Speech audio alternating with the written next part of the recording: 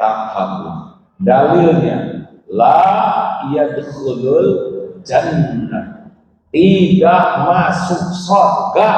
Oh, kali man kana fi qalbihi mithqalu dzarratin min kibr, tidak masuk surga yang di dalam hatinya ada takabur walau sebesar zarah. Bahaya nih sombong nih. Iblis diciptakan oleh Allah lebih dulu daripada Nabi Adam. Iblis lebih duluan kenal kepada Allah daripada Nabi Adam. Lalu Allah menciptakan Nabi Adam belakang. Dua-duanya bikin dosa. Nabi Adam juga melakukan dosa, memakan buah yang dilarang. Iblis juga bikin dosa. Dosanya iblis. Tapi Nabi Adam diampuni, iblis dilaknat selama-lamanya. Apa yang membedakan? Jenis dosa. Aba wastakbar.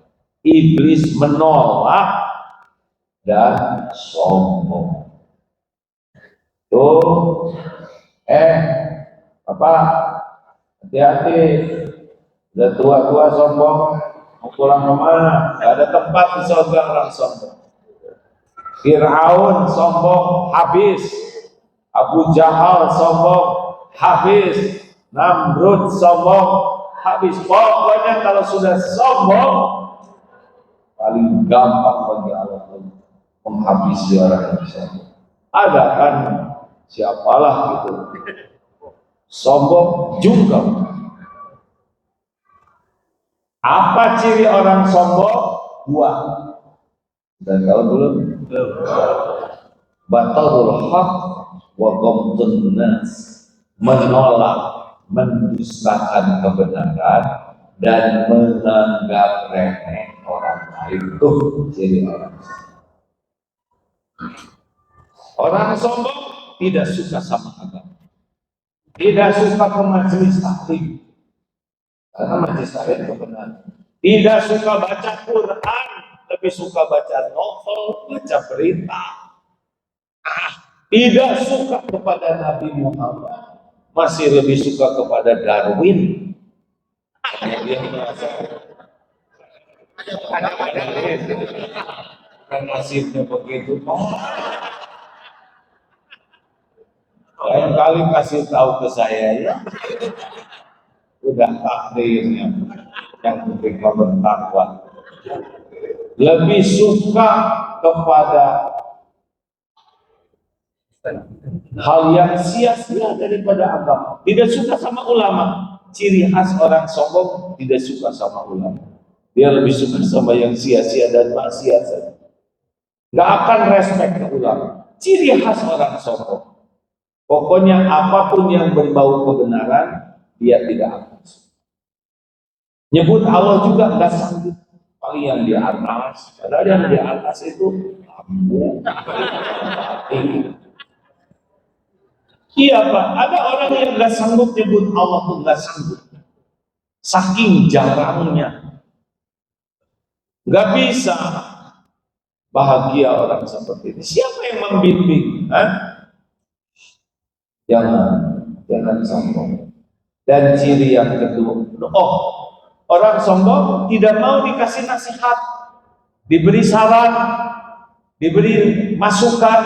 Kalau dikritik, musuh aja, benci kepada orang yang ngasih saran. Ini ciri orang sombong. Nggak usah kalau gitu, suami saya sombong dong. Jangan mikirin suami. Makanya ibu mikir suami sombong karena ibu sombing, ya kan? Ada lagi yang nama itu, ada. Ciri kedua sombong adalah menganggap remeh orang lain. Jangan suka meremehkan pembantu loh. Di akhirat boleh jadi pembantu itu ahli surga. Jarang marah, ya. Nah itu kerjanya marah. Tiap ibu marah sama pembantu tanpa kesalahan, pahala dikasih. Nanti habis pahala dosa pembantu dipikul. Padahal ibu dengan pembantu itu bukan masalah kehebatan, masalah takdir aja. Kalau ibu lahir di orang tua pembantu, ibu lagi ngepel sekarang. Iya, emang orang jadi pembantu keinginannya enggak, maunya sih jadi majikan aja. Tapi diujinya dua-duanya begitu. Coba lulusan SMA dengan lulusan S3, mana yang berpeluang lebih sombong? Lebih mudah sombong yang mana? S3. Yang lulusan SD ada susah sombong ya. Kamu beli apalagi sekolah di luar negeri. Waduh, padahal enggak sholat, ibadah enggak benar, Quran enggak dibaca, zakat enggak dibayar. Apa artinya S3 kalau nggak ngerti apa-apa tentang akhirat? Lulusan SD mati tidak?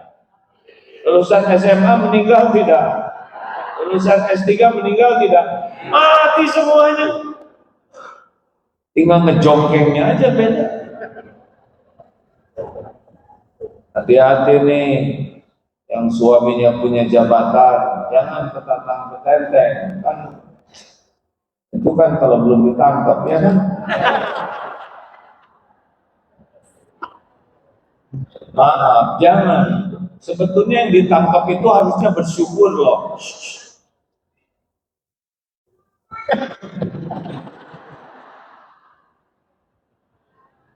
Sebetulnya yang ditangkap tuh karunia Allah loh Pak. Jadi berhenti, ya kan? Kalau nggak ditangkap kan lebih banyak yang sampai sekarang maling, betul ya? Yang ditangkap tuh harusnya berterima kasih sama yang nangkep. Apalagi kalau disita, oh itu lebih berterima kasih lagi. Sebab susah tuh kalau nggak disita ngeluarin, ya. Dan sangat boleh jadi doa orang tua tuh yang ditangkap tuh. Emang orang tua ngedoain anak ditangkap? Enggak, orang tua ngedoain anak selamat. Sedangkan waktu punya jabatan itu enggak selamat, nolong terus. Ada kan yang gara-gara ditangkap tuh ibu-ibu kemudian jadi hafal Quran? Ada kan? Pertanyaannya kenapa ibu enggak hafal Quran? Karena belum ditangkap, belum menghafal. Pikiran jelek. Kenapa ibu belum hafal Quran? Ya belum menghafal. Kenapa jadi belum ditangkap? Ini nih hati busuk ya. Kalau istrinya ditangkap, udah jangan merendahkan orang. Apa sih yang membuat kita harus sombong? Gak ada. Apa? Orang lain menghormati kita bukan karena kita hebat. Orang lain menghormati kita karena dua hal. Satu, Allah ngasih casing. Yang kedua, Allah tutupi aib, dosa, kejelekan, kekurangan, kesalahan. Kenapa Abdullah bin Nasriyah diundang ke sini? Dua penyebabnya. Satu, Allah ngasih casing. Katanya Hakim ini kiai, katanya casing. Dan yang kedua, karena Allah menutupi aib, dosa, kejelekan, kekurangan Abdullah bin Nasriyah. Itu yang menyebabkan saya di sini. Kalau dibuka aib saya Pak, bubar. Makanya kalau usah ketantang, dibuka dikit aja aib, jungkal, ya kan? Naik mobil sebagai menteri belum dibuka, di jalan dibuka, pulang turun udah dibawa-bawa. Sekarang dihormat, buka aib, jungkal seketika. Betul? Jangan ketantang ya. Ingat aja, sombong dibuka aib jatuh. Bapak nggak usah sombong. Bapak dia hargai istri itu karena istri aja nggak tahu kelakuan bapak yang sebenarnya. Jangan ibu nggak usah pengen tahu. Mual, biarin aja lah. Iya, serius Pak, serius. Gak usah petantang petenteng lah. Dunia cuman casing sebentar, mati ya. Iya kan? Sebentar aja ngaku-ngaku saya gini, saya udah lah dikasih sakit juga udah selesai sih saya. Dikasih COVID kemarin juga udah berhenti tuh. Nggak ada apa-apanya kita. Asalnya setetes money, ujungnya jadi bangke, kemana-mana bawa kengeng. Apa ini semuanya? Iya kan, masuk angin sengsara, nggak bisa kentut, nggak bisa sengsara. Serba salah kita. Halo, ibu nggak usah centil ya. Saya anak tentara. Dulu zaman bapak saya masih ada suka ikut lihat kantor. Berat sekali yang diuji, suaminya jadi komandan. Orang dihormat terus. Padahal kan kalau tentara menghormat atasannya, itu emang kerjanya. Digaji begitu ya kan. Bukan berarti komandannya disukai, enggak. Defile itu menghormat itu emang kerjanya begitu. Enak mah enak, tapi udah gimana? Tapi ada yang lebih ngaco, yaitu istri komandan. Ini nggak jelas sama sekali. Daftar enggak, seleksi enggak juga, latihan enggak, kerja juga nggak jelas di kantor, tapi galaknya. Pada suami kolonel, istri dirjen, aneh. Ini apa-apa bodoh sekali. Enggak jelas. Yang lebih parah komandan. Galak itu sama anak buah bapaknya. Ini siapa anak kurang ajar ini? Enggak jelas sama sekali apa dia. Salah didik, hobinya pamer topeng. Ketika bapaknya pensiun, udah selesai tuh anak ada apa-apanya.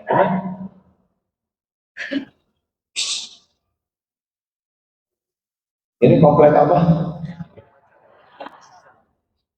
Udah pensiun ya kan? Udah jinakan ya.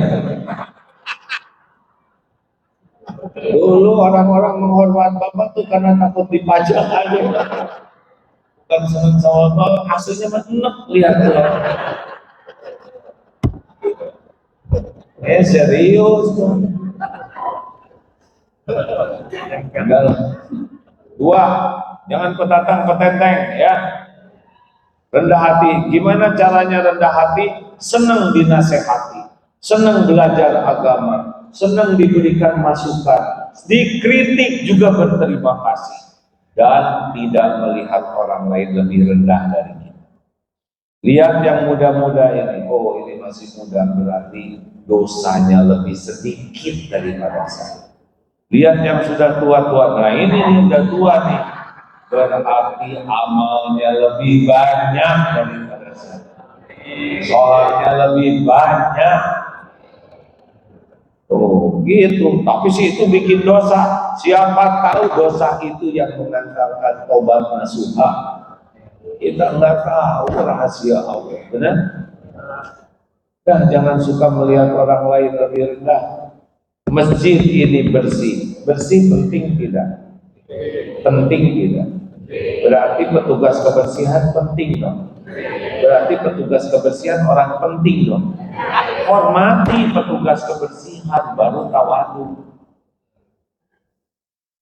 Udahlah, nggak usah merendahkan orang lain, mau apa? Hah? Hormat ke orang.